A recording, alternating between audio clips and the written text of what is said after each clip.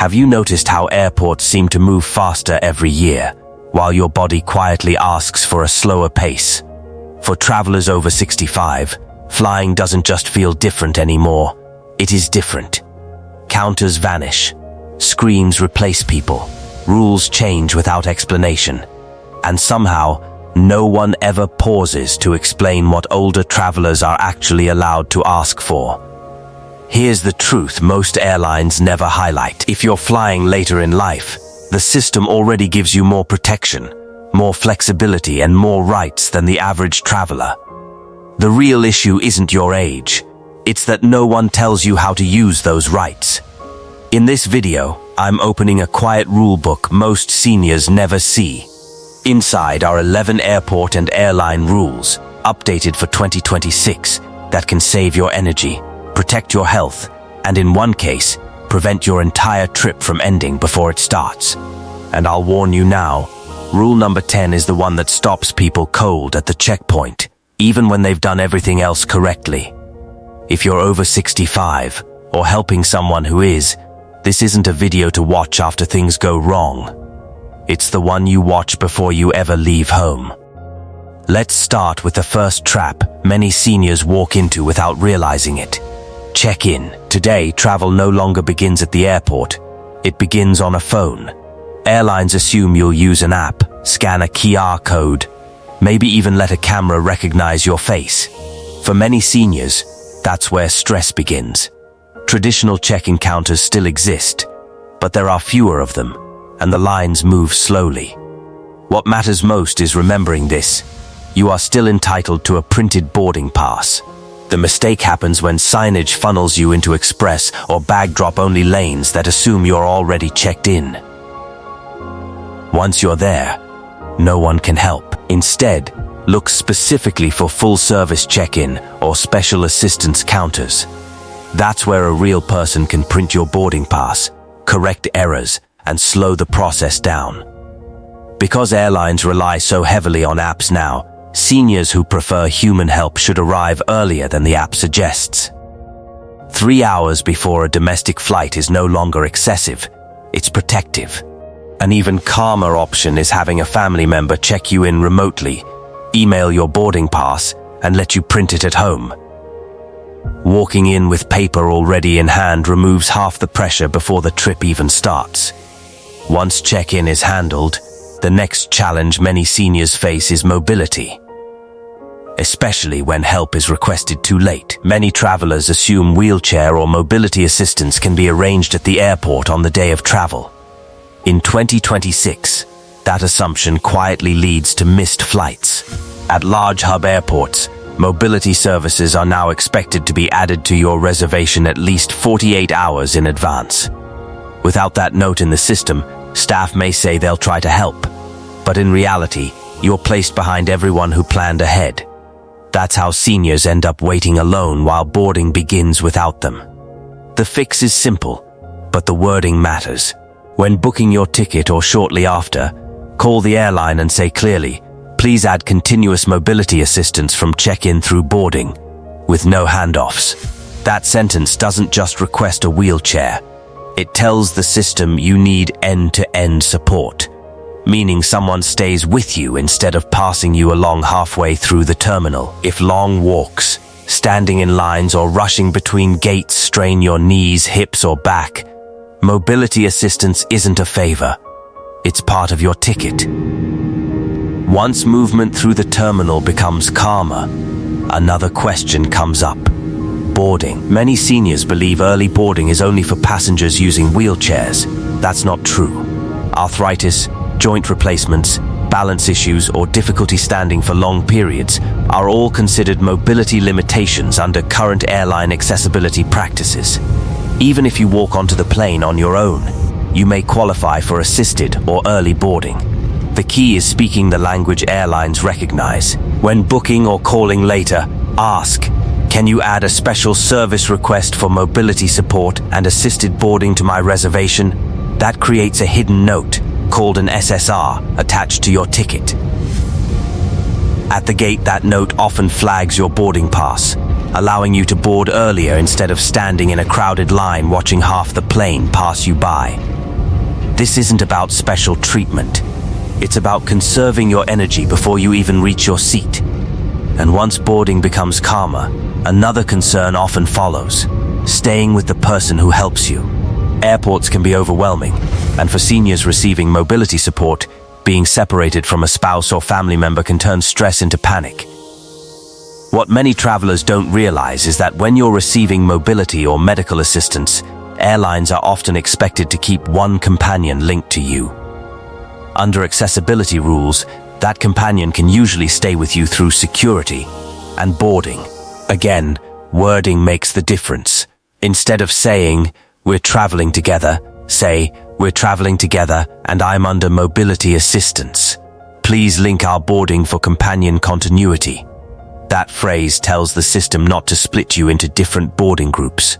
Often, your companion is brought into your boarding group, so staff know you move as one unit. There's also an option many families never ask about. If your helper isn't flying, perhaps just dropping you off, some airports can issue a gate pass, allowing that person to escort you through security, walk you to the gate, and help you get settled. All you need to ask is, "I have mobility limitations. Is it possible to issue a gate pass so my family member can escort me to the gate?"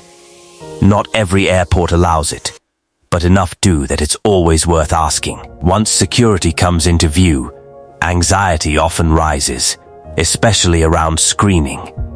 For many seniors, TR screening is the most stressful part of flying. Bending to remove shoes, worrying about medical devices, unpacking medications. What's often overlooked is that TR already provides more flexibility for seniors than most people realize. Medical items like CPAP machines, insulin, liquid medications, and medical nutrition are treated as medical supplies, not standard toiletries.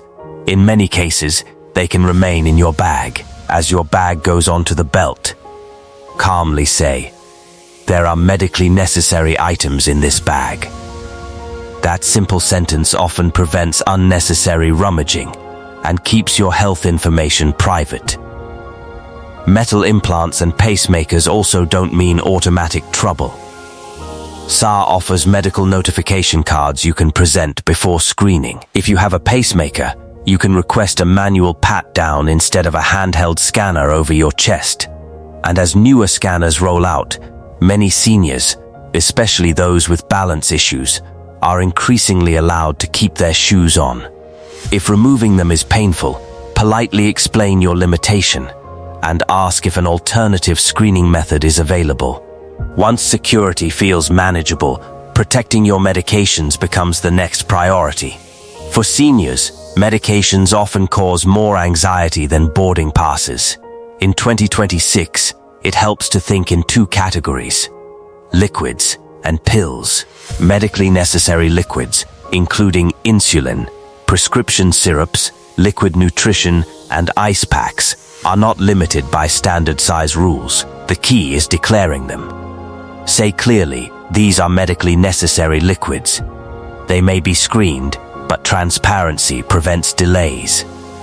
Pills are where travelers get caught off guard, especially internationally.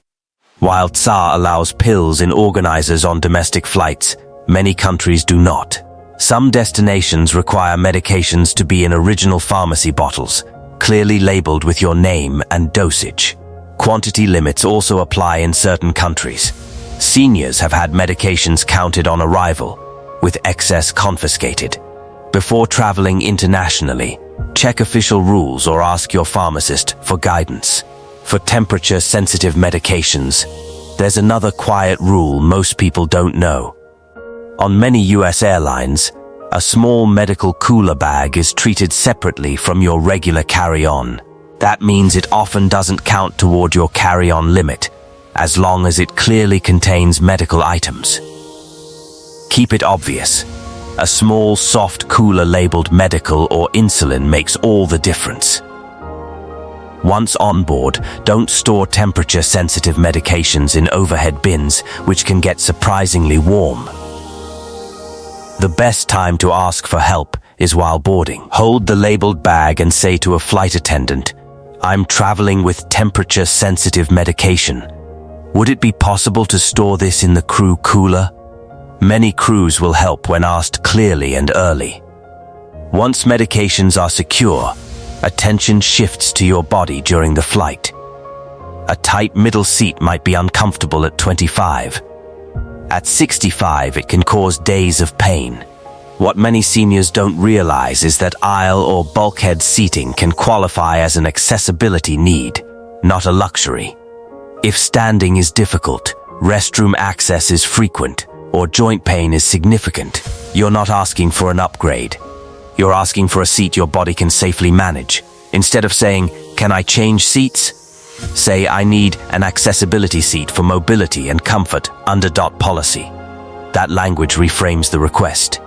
If the agent hesitates, calmly add, "May I speak with the complaint resolution official?" Every US airline has one trained specifically for accessibility issues. Mentioning the role signals that you understand your rights. Comfort doesn't end once you're seated. Sometimes, the airport itself drains you before the flight even begins. Large airports can overwhelm the senses, noise, lights, constant announcements. Many now offer quiet rooms, sensory spaces, or accessibility lounges designed to provide calmer environments. These spaces aren't always advertised, and while originally designed for neurodivergent travelers, many airports allow seniors to use them as well. Ask at an information desk or gate, "Where is the accessibility or quiet waiting area?" If you're already listed for assisted boarding, ask if you're eligible. When the answer is yes, the difference is dramatic. Softer lighting, less noise, and seating that allows your body to recover. Now we reach the rule that stops trips before they begin. Identification. Before your next flight, open your wallet and look closely at your ID. Not the name, not the photo. Look for the star. Real ID is now required for domestic flights in the US. If your license doesn't have it, TSA may not accept it. This affects many seniors who stopped driving years ago or never updated their ID. If that's you, you'll need a real ID, compliant state ID, or a valid passport. There's another layer many people miss. Biometric systems now compare your face to older photos. Weight loss, surgery, or aging can cause mismatches. Carrying a second form of ID with a more recent photo allows a human officer to step in if technology hesitates. Finally, let's talk about money and the myths around senior discounts. That senior fare option you sometimes see isn't as generous as it looks. On many airlines, senior benefits apply only to specific fares and don't eliminate service fees. Some programs require annual passes, and benefits apply only when purchasing qualifying tickets afterward. Instead of asking, "Is there a senior discount?" ask, "Which fare gives me the most flexibility if my plans change?" For many seniors, flexibility matters far more than a small price reduction. Airports aren't slowing down. There are more apps, more scanners, and more fine print. But with preparation, age becomes an advantage. You gain time, assistance, comfort, and calm, and still arrive with energy to enjoy the journey. If this made flying after 65 feel easier, share it with someone you care about. And in the comments, tell me which airport rule or surprise caught you off guard in the past. Pack your medications, check your ID, and always give yourself more time than the app suggests.